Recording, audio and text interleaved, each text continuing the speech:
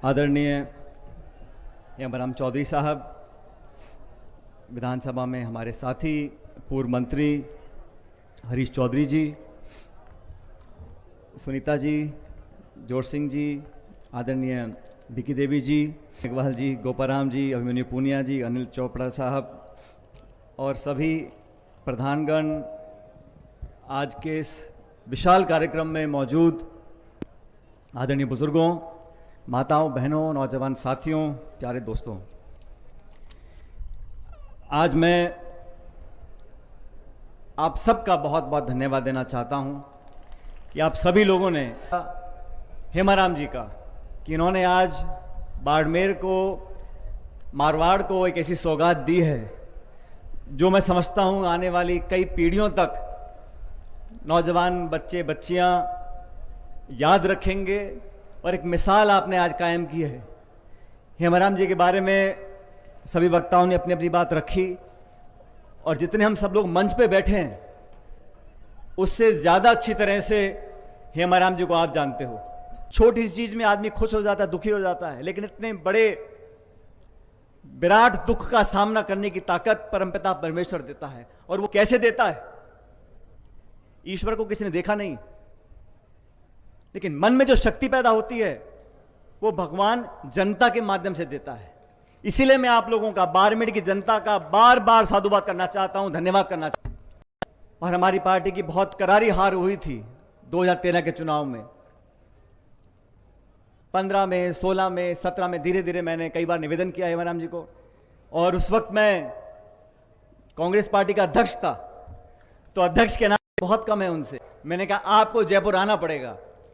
तो हेमाराम जी मना तो करते नहीं, फोन पे हाँ हाँ करके रख दिया फोन।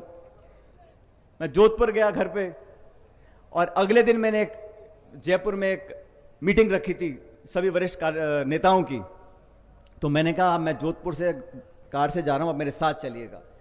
उन्होंने कहा नहीं आज मैं जा नहीं पाऊंगा, कुछ उन्होंने बात बताई। तो मैंने कहा कल मीटिंग आपको आना है। तो हेमाराम जी का मैं आ जाऊंगा। अब 2 साल से अपने घर से निकले नहीं थे तो मुझे विश्वास ही नहीं हुआ। मैंने कहा आप नहीं आने वाले हो। उन्होंने कहा मैं आपको वचन देता हूं, मैं कल आ जाऊंगा जयपुर। और वो दिन है, मुझे याद है, मेरे ख्याल में हेमा जी बात कर रहा था, जिस दिन नोटबंदी हुई थी, नोटबंदी का दिन था। हेमाराम जी जयपुर में आए, मेरे घर पे मैंने खाना रखा था, सब नेताओं से मुलाकात करी। और उस दिन उन्होंने वो सीमा लांघी जब वो घर से बाहर निकलकर दोबारा जनता में, पार्टी में, नेताओं से, लोगों से मिलना शुरू किया। और फिर बाद में उन्होंने मुड़कर नहीं देखा। लेकिन ये बात भी सच है, 18 के चुनाव में हेमाराम जी ने मुझे कहा कि मैं चुनाव लड़ना नहीं चाहता। मैं तो अध्यक्ष था। मैंने कहा मैं आपको निर्देशित करता हूं, आपको चुनाव लड़ना पड़ेगा, आप चुनाव लड़ोगे। और यही परिणाम रहा हरीश जी।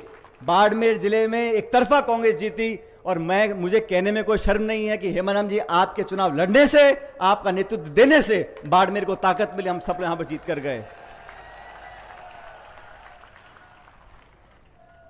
और क्योंकि हेमाराम जी मेरी बात मान लेते हैं तो उसका मैं कभी कभी शोषण भी करता हूं। जज्बाती आदमी हैं, अपनी बात पे अड़ जाते हैं। एक बार उन्होंने विधानसभा से इस्तीफा दे दिया और वापस लेने को तैयार नहीं। सबने बहुत बार कहा यहाँ वहाँ, लेकिन फिर मैंने घर बुलाकर इनको हाथ जोड़कर निवेदन किया। मैंने कहा हमारी सरकार है, आप अपना इस्तीफा वापस लो।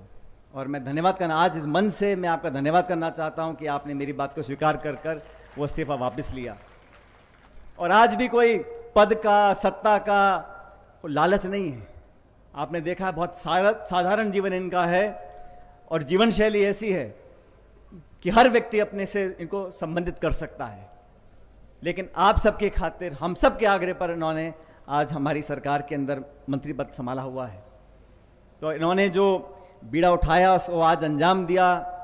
आप सब लोगों के सामने इतना बड़ा स्वर्गीय वीरेंद्र जी के नाम पर एक हॉस्टल बना है, एक मूर्ति यहाँ पर लगी है। और जिस प्रकार से, जिस आधुनिक सोच के साथ इसकी स्थापना हुई है, मैं समझता हूँ बहुत लंबे अरसे तक हजारों हजार बच्चों को सही रास्ता दिखाएगा। स्वर्गीय पायलट साहब कहा करते थे हमेशा, जब किसान का बच्चा, गरीब का बच्चा, गांव ढाणी में रहने वाला बच्चा, और वो सारे बच्चे बच्चियां पढ़ लिख कर उन तमाम कुर्सियों पर नहीं बैठ जाते जहां से देश और प्रदेश की नीतियां बनती हैं, तब तक ये देश विकास नहीं कर सकेगा। और हरीश जी, आपने जो बात बोली आज मन से, मैं पूरा समर्थन आपका करता हूं। लेकिन आज संघर्ष क्यों करना पड़ता है? आज अपने हक अधिकार को जो संविधान कानून में लिखा है उसको लेने के लिए भी हमको आग्रह क्यों करना पड़ता है, हमको तमाम चुनौतियों का सामना क्यों करना पड़ता है?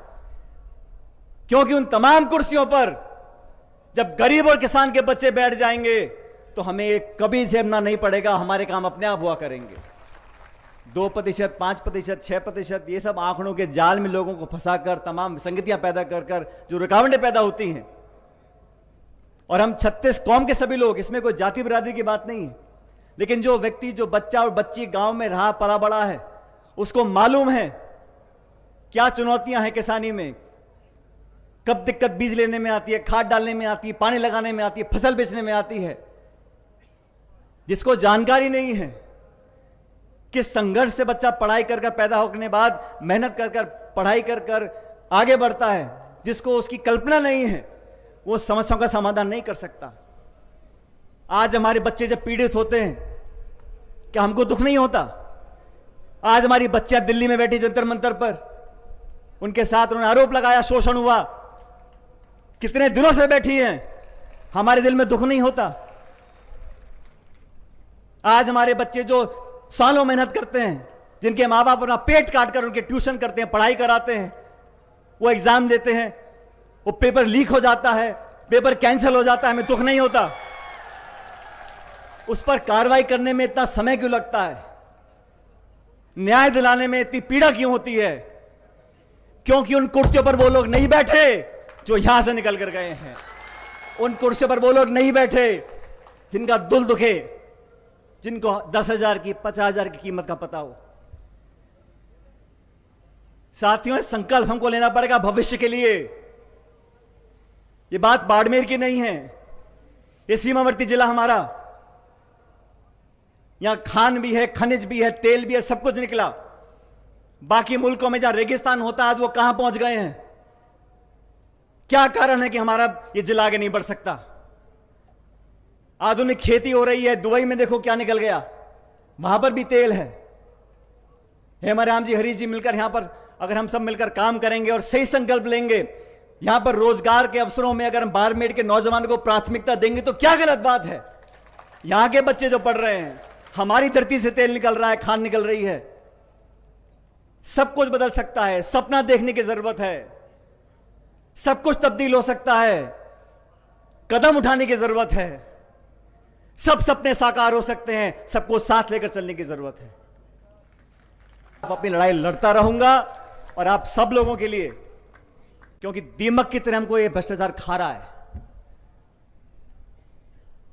ईमानदारी, सादगी, राजनीतिक जीवन में स्पष्टवादिता, अच्छे आचरण वाले, अच्छे सोच वाले लोग अगर राजनीति में आएंगे, महत्वपूर्ण पदों पर बैठेंगे, चाहे नगर पालिका का हो, पंचायत समिति का हो, जिला परिषद का हो, विधानसभा का हो, लोकसभा का हो, कोई भी पद हो, अच्छे लोगों का चयन आपको करना है।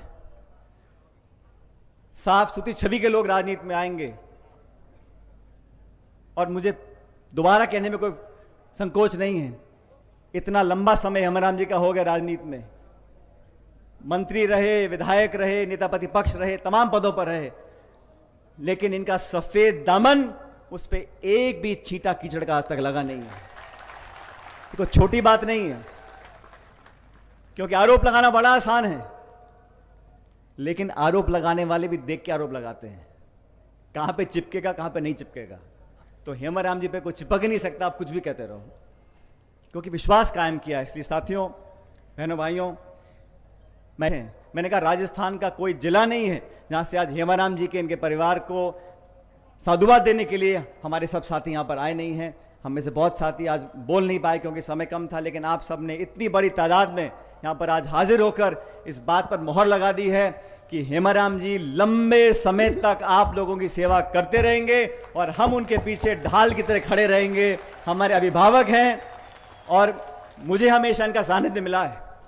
और मैं भी कभी कभी, जब मुझे बहुत सारे लोग बहुत सी बातें बोलते हैं, क्योंकि राजनीति में सुझाव देने वालों की संख्या कम नहीं होती, कोई सुझाव ये, कोई सुझाव वो, जब मैं सबके सुन लेता हूं, तब कभी कभी 10-15 दिन में शाम के समय मैं हेमाराम जी को फोन लगा पूछता हूं, मैं कहना, हम जी आप बताओ करना क्या है, कैसे है।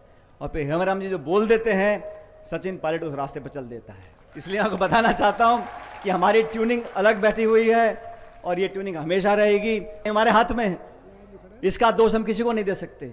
इसलिए रिश्ते बनाने से बनते हैं और हम लोगों ने रिश्ते बनाए हैं, इस रिश्ते को हम हमेशा कायम रखेंगे।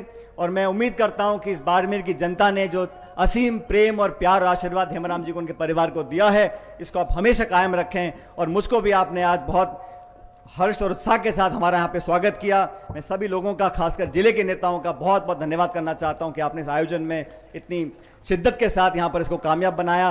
और परमपिता परमेश्वर से दोबारा कामना करता हूँ कि आप सब हमेशा इसी तरह मुस्कुराते रहो, फलो फूलो, आगे बढ़ो, आपके बच्चों को भगवान लंबी उम्र दे और हम सबका जीवन बहुत मंगलमय हो। बहुत बहुत धन्यवाद। जय हिंद। राम राम साहब।